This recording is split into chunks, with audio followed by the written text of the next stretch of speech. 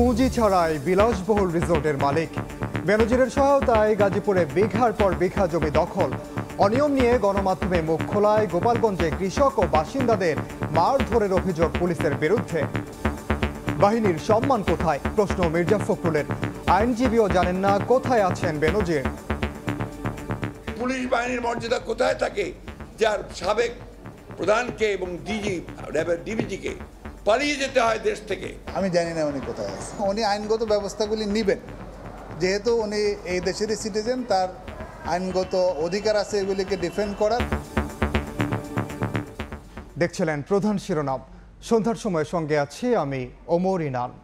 এবার অন্যান্য শীর্ষ সংবাদ। অবসরের 13 বছর পর ডক্টর ইউনূসের বিরুদ্ধে হাজার কোটি টাকা লোপাটের অভিযোগ খোদ গ্রামীণ ব্যাংকের। সুবিধা দিয়েছেন পরিবারকে, বিভ্রান্তিকর তথ্য দাবি। বৃষ্টির ঢলে 4 দিন ধরে বিপর্যস্ত সিলেট, ঘরবাড়ি ছাপিয়ে ওসমানী মেডিকেলে পানি। নগরবাসীর চরম দুর্ভোগে লন্ডনে বসে মেয়র, সুনামগঞ্জে ভেঙেছে সড়ক। কোটি টাকার সর্বাধুনিক আইসিইউ সুবিধা ব্যবহারের অভাবে পড়ে আছে অবহেলায়। মহানগর হাসপাতালে 10 বছরের নিয়োগ মাত্র একজন চিকিৎসক। নজরে আনার পর মন্ত্রী দিলেন আশ্বাস। 3 দিন ধরে বিদ্যুৎ বিচ্ছিন্ন কারওয়ান বাজার বিপাকে 1200 দোকানের শত শত ক্রেতা বিক্রেতা। 1 বছর ধরে বকেয়া 4 কোটি টাকা, বিল পরিশোধ নিয়ে পাল্টাপাল্টি দোষারোপ। এবং ভারতের লোকসভা নির্বাচনের ফল ঘোষণাকাল। কে বসছেন দিল্লির মসনদে, চলছে হিসেব নিকেশ। বুথ ফেরত জরিপে উজ্জীবিত বিজেপি, আমলে নিচ্ছে না ইন্ডিয়া জোট।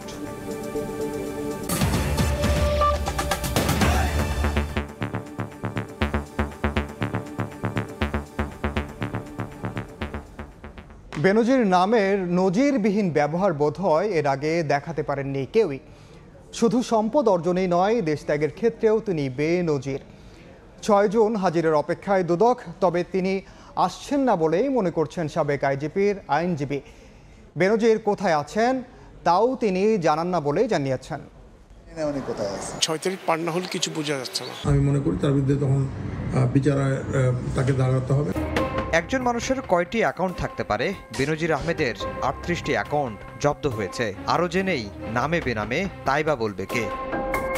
বেনজির দেশ ছেড়ে চলে যাওয়ার পর কেবল নড়ে চড়েই বসেনি, রীতিমতো হম্বিতম্বি শুরু করেছে দুর্নীতি দমন কমিশন সহ সরকারও। দুদক আগামী 6 জুন তলব করেছে বেনজির আহমেদকে। সেদিন তিনি দুদকে হাজির হচ্ছেন না তা অনেকটা নিশ্চিত। তারপরও সেদিন পর্যন্ত সবার চোখ থাকবে দুদকের দিকেই। অবশ্যই 6 তারিখ পর্যন্ত দেখতে হবে, আসলে এক ধরনের কনসিকুয়েন্স, না আসলে এক ধরনের কনসিকুয়েন্স। এমনও তো হতে পারে উনি আইনজীবীর মাধ্যমে সময় চাইতে পারে। তো কাজে এটা 6 তারিখ পার না হলে কিছু বোঝা যাচ্ছে না। রাষ্ট্রের সর্বোচ্চ আইন কর্মকর্তাও কথা বলছেন রাষ্ট্রের সুরেই। কঠোর অবস্থান তারও। তদন্ত করে যদি দেখা যায়, ডেফিনেটলি আমি মনে করি তার বিরুদ্ধে তখন বিচারে তাকে দাঁড়াতে হবে, বিচারের সম্মুখীন দাঁড়াতে হবে। বেনজির আহমেদের আইনজীবীও জানিয়ে দিয়েছেন, বিচারে ডরান না বেনজির, আইনি পথেই হাঁটবেন তিনিও। আমি জানি না উনি কোথায় আছেন। ওনার সাথে আমার যেটুকু যোগাযোগ হয়েছে সেটা হচ্ছে যে যেহেতু ওনার বিরুদ্ধে একটা অভিযোগ আছে এবং দুদক ইনকোয়ারি করছে, ওনার সম্পত্তি বাজেয়াপ্ত হয়েছে, সুতরাং উনি আইনগত ব্যবস্থাগুলি নেবেন।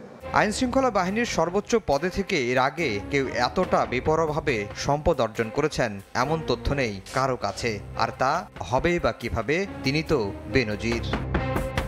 আফজার হোসেন, সময় সংবাদ, ঢাকা। সাবেক পুলিশ প্রধানকে যখন দুর্নীতির জন্য পালিয়ে থাকতে হয়, তখন সেই বাহিনীর সম্মান থাকে কোথায়? এমন প্রশ্ন রেখেছেন বিএনপি মহাসচিব মির্জা ফখরুল ইসলাম আলমগীর।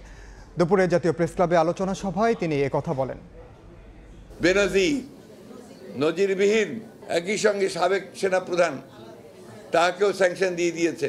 এখন সেনাবাহিনীর অবস্থা কি? একটা ইনস্টিটিউশন হিসাবে তার সম্মান ইজ্জত কোথায় থাকে যখন তার সাবেক সেনাপ্রধানকে স্যাংশন দেয়? সেই পুলিশ বাহিনীর মর্যাদা কোথায় থাকে যার সাবেক প্রধানকে এবং ডিবিজিকে পালিয়ে যেতে হয় দেশ থেকে? আর একজন এমপি, তাদের তথাকথিত এমপি, তাকে কলকাতা নিয়ে গিয়ে টুকরা টুকরা বটি বটি করেছে। এই তো হচ্ছে চেহারা। শেখ মুজিবুর রহমানের যে হত্যা, তার আমরা নিন্দা করেছি। আমরা হত্যাকাণ্ডকে কখনোই সমর্থন করি না। কিন্তু শহীদ জিয়াকে যখন তারা আপনার এটার মধ্যে জড়াতে চায়, তাদের মধ্যে সেই ভয়ঙ্কর একটা অপরাজনীতি কাজ করে। সন্ধ্যার সময় আরও থাকছে মধ্যরাতে শেষ হচ্ছে চতুর্থ ধাপের উপজেলা পরিষদ নির্বাচনের প্রচারণা। ভোটারের দ্বারে দ্বারে প্রার্থীরা সুষ্ঠু ও নিরপেক্ষ ভোট নিশ্চিতে তৎপর প্রশাসন। অবসরের ১৩ বছর পর ডক্টর মোহাম্মদ ইউনূসের বিরুদ্ধে ১,০০০ কোটি টাকা লোপাটের অভিযোগ তুলল তারই প্রতিষ্ঠিত গ্রামীণ ব্যাংক। প্রতিষ্ঠানটির প্রধান আইন উপদেষ্টা জানান, ক্ষমতার অপব্যবহার করে ডক্টর ইউনূস নিজের পরিবারকে সুবিধা দিয়েছেন। তবে ইউনূসের আইনজীবীর দাবি, একটি বিশেষ গোষ্ঠী ডক্টর ইউনূসের অর্জন সুনাম সহ্য করতে না পেরে বিভ্রান্তিকর তথ্য ছড়াচ্ছে। আমরা ইংরেজিতে একটা কথা বলে থাকি যে মানুষ যখন মিথ্যা বলতে বলতে এমন অবস্থা হয়ে যায় যখন সত্য এবং মিথ্যার পার্থক্য করতে পারে না, তাকে বলা হয় প্যাথোলজিক্যাল লায়ার। বাবার শিষ্ট ছেলে, দুষ্ট ছেলে এখন লুবে পড়েছে বাবার পকেট, লোভ লালসায় পড়ে বিভিন্ন কিছু পকেট মাইরের একটি চেষ্টা করছে। ডক্টর ইউনূসের বিরুদ্ধে দায়িত্বে থাকাকালে শত শত কোটি টাকা লোপাটের অভিযোগ গ্রামীণ ব্যাংকের। প্রতিটা বইয়ে ১.৬৭ টাকা উনার সেই সময় ১৩ বছর আগে বেশি নিয়েছে। আজকে ডক্টর ইউনূসকে ধ্বংস করতে চাচ্ছে পৃথিবীতেই একটা গোষ্ঠী, কেন বাংলাদেশের একজন লোক সারা পৃথিবীতে সম্মানিত হবে? তাহলে এতদিন কেন চুপ ছিল গ্রামীণ ব্যাংক? পরিচালনা পর্ষদরা ওনারই লোকজন ছিলেন, সেহেতু ওনারা এইগুলোকে আপনাদের সামনে নিয়ে আসেনি। একটা বিশেষ গোষ্ঠী বাংলাদেশের, বিশেষ করে আমাদের সরকারের উপরে ভর করেছে, তার সাথে আন্তর্জাতিকভাবেও একটা গোষ্ঠী জড়িত আছে। ইউনূস কোন অভিশাপে পড়ছেন তারও জবাব দিয়েছে গ্রামীণ ব্যাংক। এই যে ১,৫,০০,০০০ নরনারী গ্রামীণ ব্যাংকের সদস্য, তাদের সাথে তিনি প্রতারণা করেছেন। এর আগে রোববার গ্রামীণ টেলিকমের শ্রমিক কর্মচারীদের টাকা আত্মসাতের অভিযোগে করা দুদকের মামলায় অভিযোগ গঠনের শুনানি শেষে গ্রামীণ ব্যাংকের বিরুদ্ধে অভিযোগ তুলে ধরেন ডক্টর ইউনূস ও তার আইনজীবী। তারই জবাবে সোমবার হাইকোর্টে সংবাদ সম্মেলন করেন গ্রামীণ ব্যাংকের প্রধান আইন উপদেষ্টা। মাইনুল আহসান, সময় সংবাদ, ঢাকা। সুরমার পানিতে হাবুডুবু খাচ্ছে সিলেট নগরী।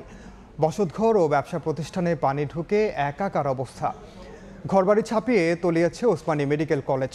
রাস্তাঘাট প্লাবনে তলিয়ে যাওয়ায় স্থবিরতা নেমে এসেছে। নগরবাসীর চরম দুর্ভোগে লন্ডনে বসে নীরব দর্শকের ভূমিকায় মেয়র। থই থই পানি সিলেট নগরীতে। সড়ক, ঘরবাড়ি ছাড়িয়ে পানি উঠেছে সিলেট ওসমানী মেডিকেল কলেজ প্রাঙ্গণেও। বর্ষার আগেই ভারী বর্ষণ আর পাহাড়ি ঢলে এবারও প্লাবিত হয়েছে নগরীর শতাধিক এলাকা। জলমগ্ন অবস্থায় রাত দিন পার করছেন কয়েক লাখ বাসিন্দা। পরিস্থিতি যখন উন্নতির দিকে ছিল, তখন এক রাতের ভারী বর্ষণেই সুরমা কুশিয়ারার পানি আবারও বিপদসীমার উপরে উঠেছে। এতে ৭ উপজেলার ৩ লাখের বেশি মানুষ ঝুঁকিতে আছেন। অফিসের অনেক ক্ষয়ক্ষতি হয়েছে, পানি ঢুকে গেছে, কারেন্টও নেই এলাকার। শহর নগরীর নির্মাঞ্চল তলিয়ে ঘরবাড়ি, এলজেইডি, ওসমানী মেডিকেল কলেজে পানি ঢুকে যখন দুর্দশা চরমে, তখন লন্ডনে বসে নীরব দর্শক মেয়র। জনপ্রতিনিধিদের দুর্গত মানুষের পাশে না পেয়ে ক্ষোভ ছাড়েন অনেকে। মেয়র তো লন্ডন আজ, কিন্তু এখন বর্তমানে আমাদের লোকে তো দেখা সাক্ষাৎ হয় নাই, আর 3 দিন 4 দিন ধরে তো আমাদের পানিবন্দী অবস্থায় আছে। এদিকে সুরমা ও কুশিয়ারা নদীর পানি 5 দিন ধরে বিপদসীমার উপরে থাকায় বাঁধের বেশ কয়েকটি স্থান ভেঙে পানি প্রবেশ করছে। এদিকে সুনামগঞ্জেও নদ নদীর পানি হু হু করে বেড়ে চলেছে। পাহাড়ে ঢলে দোয়ারা বাজারের ট্যাংরা টিলায় সংযোগ সড়ক দেবে বাংলা বাজার সুরমা ও বগলা ইউনিয়নের সঙ্গে সড়ক যোগাযোগ বিচ্ছিন্ন হয়ে পড়েছে। একটু বৃষ্টিতেই পুরো নগর পানিতে তলিয়ে যায়। এ অবস্থা থেকে পরিত্রাণ চান সকলে। সিলেট নগরীর যতরপুর থেকে ইকরামুল কবির, সময় সংবাদ। সর্বাধুনিক আইসিইউ পড়ে আছে তালাবদ্ধ, বন্ধ এইচডিও রুম, সুসজ্জিত অপারেশন থিয়েটার, তবে সিজারিয়ান বাদে হয় না কোনো অপারেশন। আছে সর্বাধুনিক ডেন্টাল সার্ভিসের ব্যবস্থা, তবে সবই অকার্যকর চিকিৎসকের অভাবে। সপ্তাহে দিনে হয় আলট্রাসোনোগ্রাম 2 দিন আর এক্সরে। সব থেকেও যেন কিছুই নেই ঢাকা দক্ষিণ সিটি কর্পোরেশনের অধীনে থাকা মহানগর জেনারেল হাসপাতালে। রাশেদ লিমনের রিপোর্টে বিস্তারিত।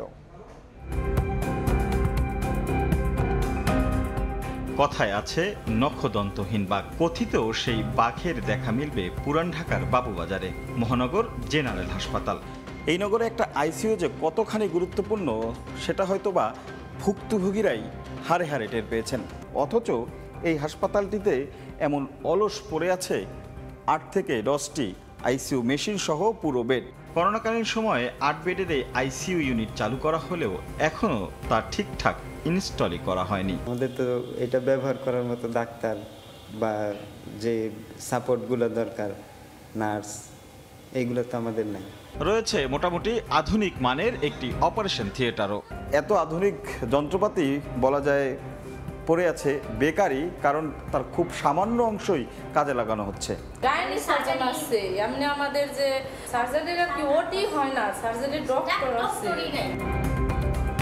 যেখানে নগর জুড়ে অন্য সরকারি হাসপাতালগুলোতে পা ফেলার জায়গা নেই, সেখানে এই হাসপাতালের অধিকাংশ বেডই শূন্য। নাইটে একজন ডিউটি করে, অনলি একজন, পুরো হাসপাতাল মিলে একজন। আমাদের মূল সমস্যাই জনবল।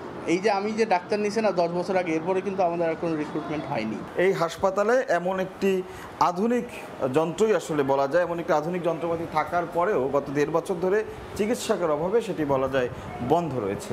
আছে আল্ট্রাসোনোগ্রাম আর এক্স-রে করারও ব্যবস্থা, তবে সপ্তাহে 2 দিন আসেন চিকিৎসক, তাই এসব পরীক্ষাও হয় 2 দিনই। তবু বিধি অনুসারে জনবল নিয়োগ দিতে পারছে না দক্ষিণ সিটি কর্পোরেশন। মেডিকেল অফিসার আমার থাকার কথা 32, সেখানে আমার আছে 15 জন। ইমার্জেন্সিতে থাকার কথা 8 জন, সেখানে ওরা কাজ করছে 4 জন। এখন আমরা প্রেষণের জায়গায় সরাসরি নিয়োগের চেষ্টা করছি, সেই প্রক্রিয়াটা কিছু দূর এগিয়ে গেছে। শিগগিরই ব্যবস্থা নেওয়ার আশ্বাস দিলেন স্বাস্থ্যমন্ত্রী। আমার ইচ্ছা আছে যেগুলোকে সচল করা, সবকিছু মিলে কি করা যায় সে বিষয়ে আমি আজকে একটা পদক্ষেপ নেওয়ার চেষ্টা করছি। এখনো প্রতিদিন বহির্বিভাগে গড়ে 450 থেকে 500 রোগী সেবা নেয় এই হাসপাতালে। রাশেদ লিমন, সময় সংবাদ, ঢাকা।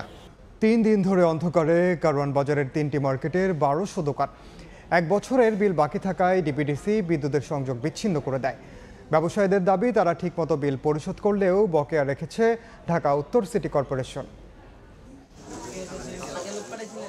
তীব্র গরম, ঘুটঘুটে অন্ধকারের মধ্যেই মোমবাতি জ্বালিয়ে বেচাকেনার চেষ্টা। এভাবেই 3 দিন ধরে বিদ্যুৎবিহীন চলছে রাজধানীর কারওয়ান বাজারের কিচেন মার্কেট ও সুপার মার্কেটের অন্তত 1200 দোকান। কারণ কোটি কোটি টাকা বিদ্যুৎ বিল বাকি। তবে এজন্য পরস্পরকে দুষছে উত্তর সিটি কর্পোরেশন ও দোকান মালিক সমিতি। এই মাসে বিলটা আছে, এই বিলটা কিন্তু আমার পরিশোধ, আমাদের কিন্তু বিল বাকি নেই। ডিপিডিসি সিটি কর্পোরেশনের কাছে যে পরিমাণ টাকা পায়, আমার জানা মতো আমাদের কাছে এই পরিমাণ টাকা সিটি কর্পোরেশন পায় না। আর ডিপিডিসি বলছে 12 মাস ধরে বিদ্যুৎ বিল দিচ্ছে না সিটি কর্পোরেশন। এখন পর্যন্ত 3,97,35,733 টাকা পাওনা ডিপিডিসি। বিল পরিশোধের জন্য 2 দফায় গত 18 এপ্রিল ও 5 মে সিটি কর্পোরেশনকে চিঠি দেয় ডিপিডিসি। অবগত করা হয় ব্যবসায়ীদেরও। আমার কাছে এখনো পর্যন্ত সিটি কর্পোরেশন থেকে কোনো কেউ যোগাযোগ করে নাই। বিল যদি পেমেন্ট করে একটা অ্যামাউন্ট, অথবা দিবে 2-1 দিনের ভিতরে, একটা যদি ওনাদের একটা ইয়ের ভিতরে আসবে, টাকাটা দেওয়ার মধ্যে যদি চলে আসে আমরা লাইন দিয়ে দিব। তবে ডিএনসিসি কর্মকর্তাদের দাবি, ব্যবসায়ীরা বিল না দেওয়ায় তা পরিশোধ করতে পারছে না সিটি কর্পোরেশন। তারা যেটা মনে করছে যে কন্ডেম ঘোষিত ভবন, তাহলে বিদ্যুৎ বিল কেন দেব, তাহলে চলে যাক। মার্কেট ওয়াইজ অবশ্যই আমাদের কাছে আপনার ডকুমেন্ট চাইলে আমরা দিতে পারবো যে কোন মার্কেটে কত টাকা কত মাস আমরা বকেয়া আছে, এটা বলা আছে। কারওয়ান বাজার স্থানান্তর নিয়ে ব্যবসায়ী ও ঢাকা উত্তর সিটি কর্পোরেশনের মধ্যে বৈপরীত্য চলছে অনেক দিন ধরেই। এর মধ্যে 2019 সালে চিকেন মার্কেটকে অব্যবহার্য হিসেবে চিহ্নিত করে ডিএনসিসি। আলতাফ হোসাইন, সময় সংবাদ, ঢাকা। দেশের বাইরের খবর। কে বসছেন দিল্লির মসনদে জানা যাবে কাল।